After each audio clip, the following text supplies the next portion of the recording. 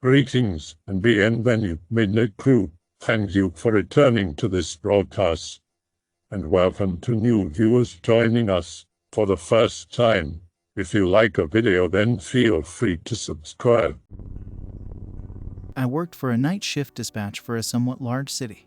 I won't go on record to mention which one for several reasons, being both legal and because I don't want my bosses calling me up complaining I opened the floodgates to someone on here who might be a bit further than schizophrenia and harass them. I also need to warn that I have a problem with long run-on sentences. You have been warned. I worked there for nearly 12 years, then found my current job. This was right after COVID hit, so it's pretty recent, and I doubt any of the rules changed since most were unchanged then too, and starting there and working for them you really etch certain things into your mind for a good reason, and some of which never really wanted there to begin with. It started with initiation into the position by a guy named Doug. He gave us a brief rundown of the federal requirements and statutes of what you can and cannot discuss outside of work, inside of work, and with the callers. After the generic and grating animations were done, I motioned to get up and they sat me down again, stating, "This is the real part you need to listen to. If you forget, it's laminated on your desk, so don't worry." I laughed and made a joke about it being some sexual harassment training that was mandatory, and Doug just looked at me coldly and said as monotone as possible, "If only." The video had a detail of specific callers in the area you had to be aware of. One was a lady by the name of Louise who was a dementia patient who called about being held against her will but was actually in a nursing home and would steal other people's phones to call for help. The next was a lady by the name of Red who worked at a diner who would call in for extra overtime at her job, which meant she needed someone over there at SAP as she had to use a code phrase. Apparently the diner had miscreants and hobos who would scrap in the lot and sometimes threaten her for looking at them funny or for free food. Some usual people who call about spousal abuse who aren't abused. Some who are, how to respond to serious threats. What to do if they know your name.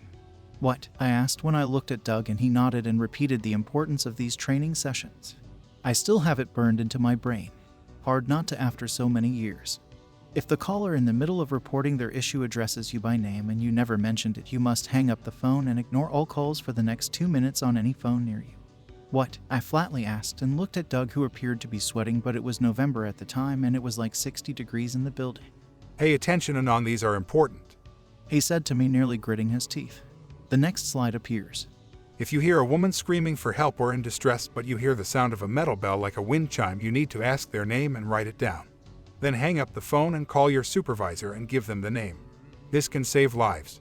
Again, I had more questions, but I was shushed and told to continue watching. The phone does not vibrate. It does not have this feature as it is an older phone.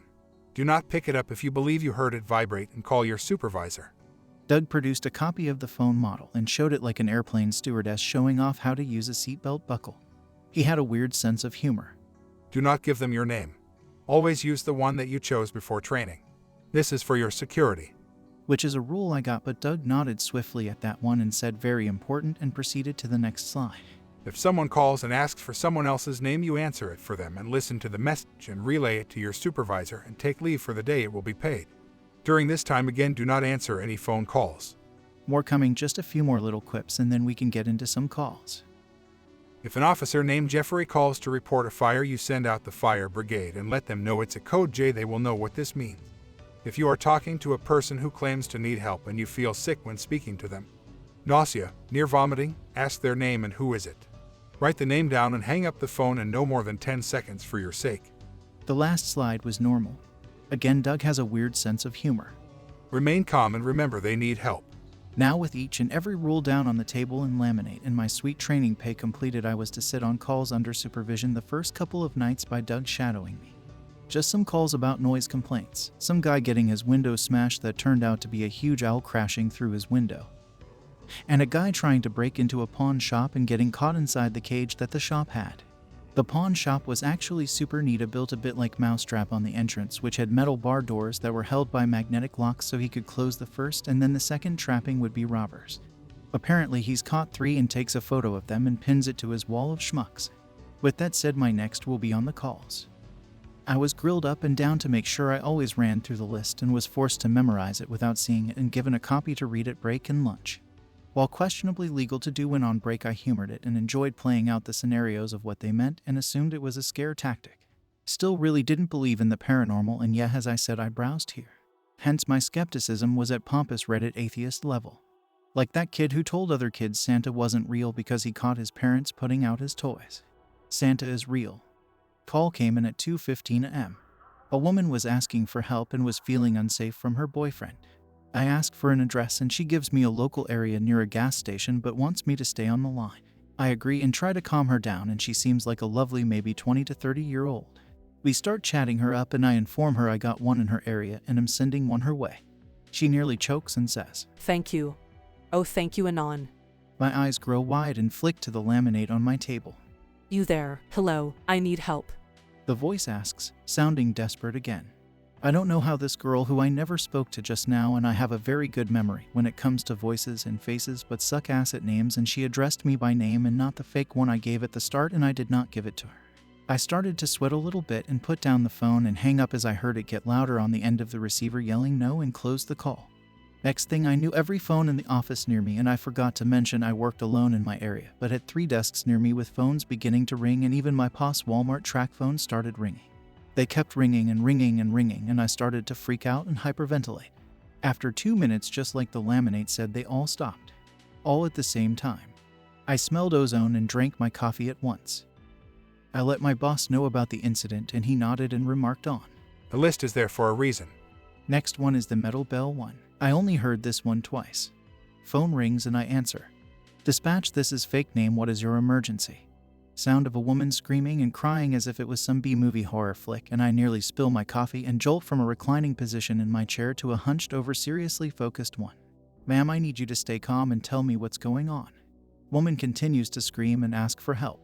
Sounds like wind or she's running for her life, then I hear it. Sounds like some zen little iron bell, not like a cowbell but like a butler bell or something you see in cartoons. Again, I still have no idea why I took the job since I was a jittery shit before coffee, and the job and coffee basically made me shake to the point I could have been sitting on a jackhammer. This becomes important later. I check my sheet and note the portion about the bell and ask her name. She stops screaming. The wind stops blowing. The bell starts ringing wildly. "My name is..." Bell chiming gets louder and louder until it starts to hurt my ears. Hang up phone and call supervisor. Called Doug and told him what happened, and he thanked me and told me to go back on call and went to his office. He came back out after 20 or so minutes and flagged me over and reroute calls to the sheriffs in the area for a minute. He tells me to go wash my hands. Confused, I go to the washroom and start scrubbing my hands. Apparently it's a ritual of sorts to cleanse yourself, or so he said. We get dispatched to go to the lady's house who called asking for help. Dispatch caught 6 home intruders trying to break into her home, all armed and with extensive criminal records for violence and prior arrests, and wanted in a couple counties. Another time was actually involving the pawn shop owner, and it was him screaming. Turns out some guy tried to break into his house after stalking him so he could get revenge on him getting his buddy arrested. Cops came by just in time to see the guy walk through the broken glass sliding door in his backyard and turned to ask him to freeze. He whipped around and shot the officer in the chest, but as the officer fell, he let off 2 shots, one of which hit the guy in the neck, and moments later that was all she wrote. The other is with Officer Jeffrey. He's personally my favorite. Sounds like Goofy. Call comes in. "Hello, dispatch, this is Officer Jeffrey. I reply that I hear him and ask for the situation. We have got a 1073 on the road building billowing out dirt black smoke. Please get an ambulance and help right away." I had been memorizing my sheet by that point and quickly thanked him and hung up the line. I contacted the local fire depot and let them know that it was a code J, and the man yelled to the backroom code J, and the building's bell started ringing, and he thanked me and hung up. Building that was reported by Officer Jeffrey was evacuated, and about 6 minutes later smoke started to come out of the bottom floor window and was quickly put out by the patrol inside.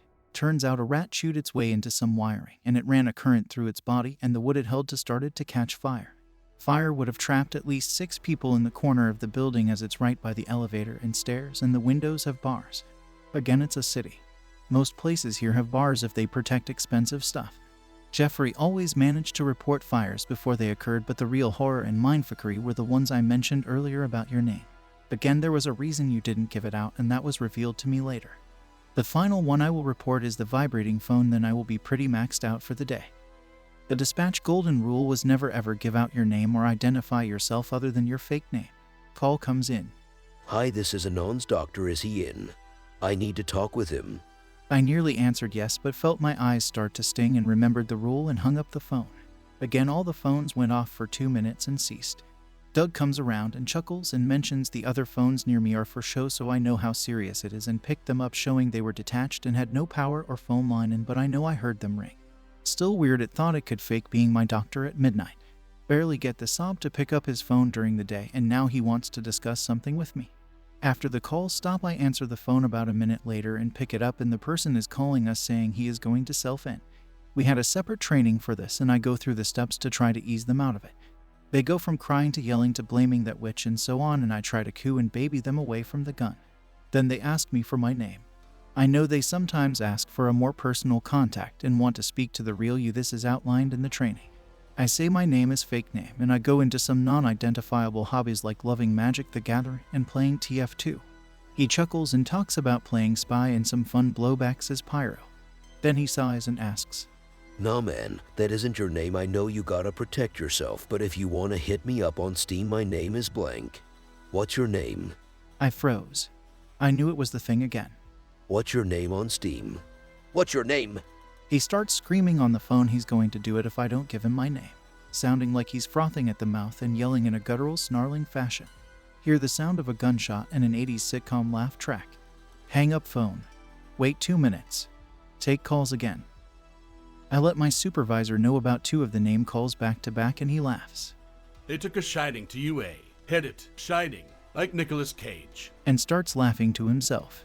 Pretty sure he meant Jack Nicholson, but I wasn't stepping on any toes. He wiped away his eyes from laughing a bit too hard at his joke, and I asked why we don't give out our names, and his face pulled an immediate 180. He frowned and told me to reroute calls again and come into his office.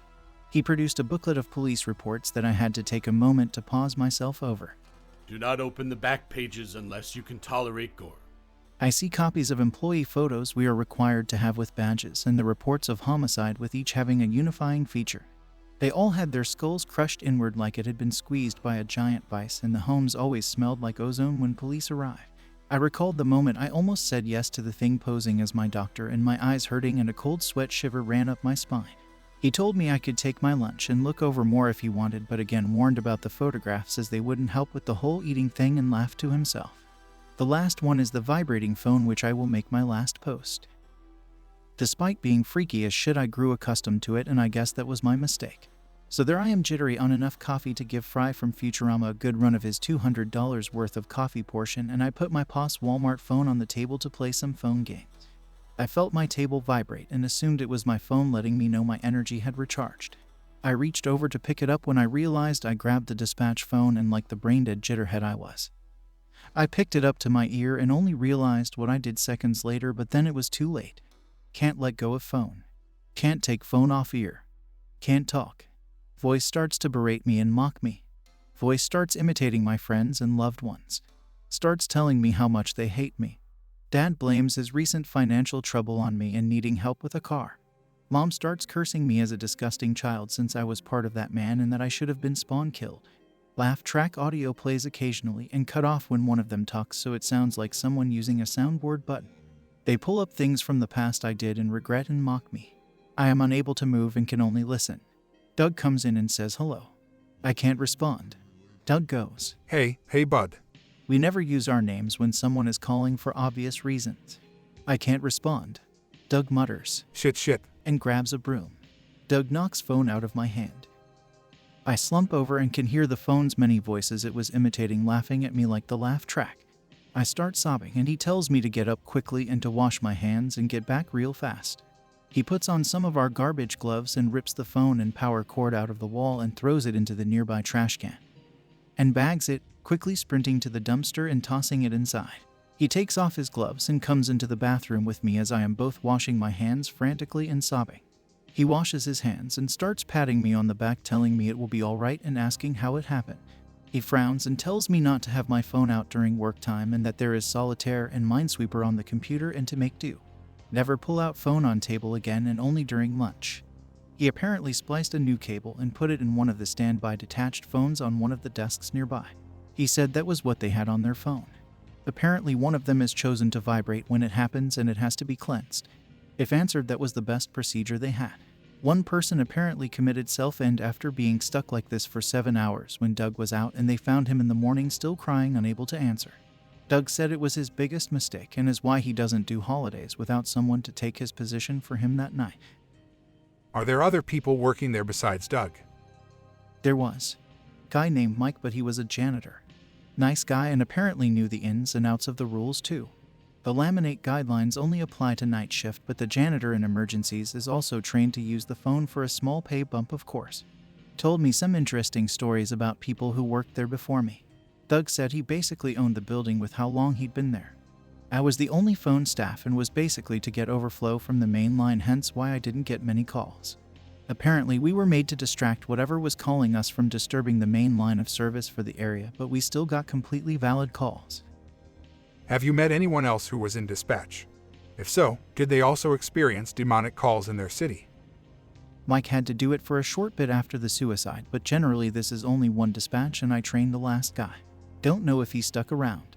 Doug did it and moved up in position to become a supervisor after several years of no incidents, but since he ran a tight ship I had nowhere to go, so it was a dead-end job and I needed to find another. I hadn't talked to any others and hadn't given it much thought. Honestly, most would probably be happy never to talk about their experiences again, but I am a bit of a nut, so in some way I chalked it to life experience and I'm fine with it. Though I can't deal with my family, and that phone call I couldn't hang up with really hurt my ability to deal with them for quite a while. Most of the calls damaged your psyche, not your body. Long as you didn't give your name anyway. I hope that you enjoyed tonight's broadcast. If you enjoyed tonight's story, then please subscribe to the channel, as more Greentexts will appear daily. A new broadcast will appear when the clock strikes midnight Central Time.